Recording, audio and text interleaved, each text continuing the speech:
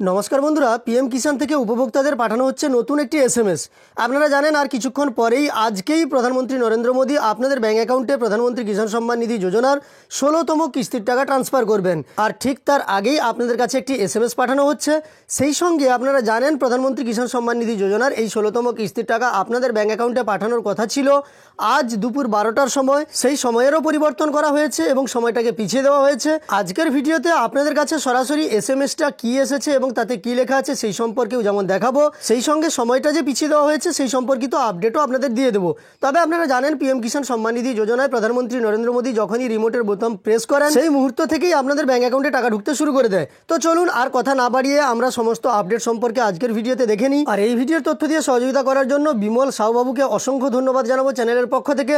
ভিডিওটি শুরুর পূর্বে আপনাদের কাছে একটি ছোট্ট অনুরোধ করব, এই চ্যানেলে আপনি যদি নতুন এসে থাকেন তাহলে অবশ্যই চ্যানেলটিকে সাবস্ক্রাইব করে পাশে থাকা নোটিফিকেশন বেল আইকনটা অল করে রাখুন, যাতে পরবর্তী ভিডিওর নোটিফিকেশন সবার প্রথম আপনার কাছে চলে যায়। প্রথমে এসএমএসটার দিকে লক্ষ্য করুন। এখানে লেখা আছে মাননীয় প্রধানমন্ত্রী 28/2/2024 তারিখে বিকাল 4:30টায় মহারাষ্ট্রের ইয়াভাতমাল থেকে পিএম কিষাণ স্কিমের 16তম কিস্তি প্রকাশ করবেন।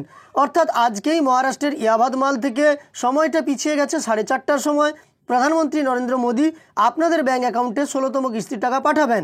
এবং আপনাদের আরও যেটা বলা হয়েছে pmevents.ncog.gov.in এই লিঙ্কে ওয়েবকাস্টের মাধ্যমে প্রোগ্রামে যোগ দেওয়ার জন্য আপনাকে আন্তরিকভাবে আমন্ত্রণ জানানো হচ্ছে।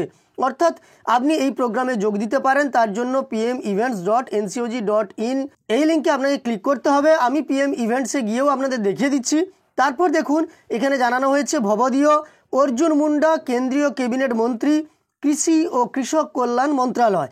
এখানে কৃষি ও কৃষক কল্যাণ মন্ত্রণালয়ের ক্যাবিনেট মন্ত্রী অর্জুন মুন্ডার পক্ষ থেকে এই এসএমএসটা আপনাদের পাঠিয়ে দেওয়া হচ্ছে। গতকাল রাত 10:55 কিন্তু এই এসএমএসটা এসেছে। আপনাদের অনেকেরই এই এসএমএসটা এসেছে, যাদের আসেনি তাদের ভাবার কিছু নেই। এসএমএস সিস্টেমেটিক পাঠানো হচ্ছে, আপনাদের কাছে নাও আসতে পারে, আর এলেও আপনি এখান থেকে দেখতে পাবেন এই সমস্ত ব্যাপারে। তো চলুন এবার পিএম ইভেন্টসের আপডেটটা আপনাদের দেখাই, তারপর ওয়েবকাস্টেও আপডেটটা আপনাদের দেখিয়ে দেবো। পিএম ইভেন্টে আপডেটটা দেখার জন্য আপনাকে গুগলে চলে আসতে হবে এবং সার্চ বারে টাইপ করতে হবে পিএম ইভেন্ট লিখে।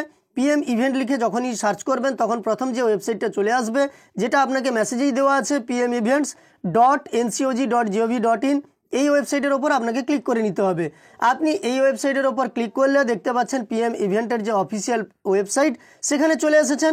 এখানে প্রথমেই দেওয়া আছে মাননীয় প্রধানমন্ত্রী শ্রী নরেন্দ্র মোদী 9 কোটি কৃষকের অ্যাকাউন্টে পিএম কিষাণ সম্মান নিধি যোজনার 16তম কিস্তির টাকা ট্রান্সফার করবেন 28শে ফেব্রুয়ারি এবং সেই অনুষ্ঠানটি হবে 4টার সময়।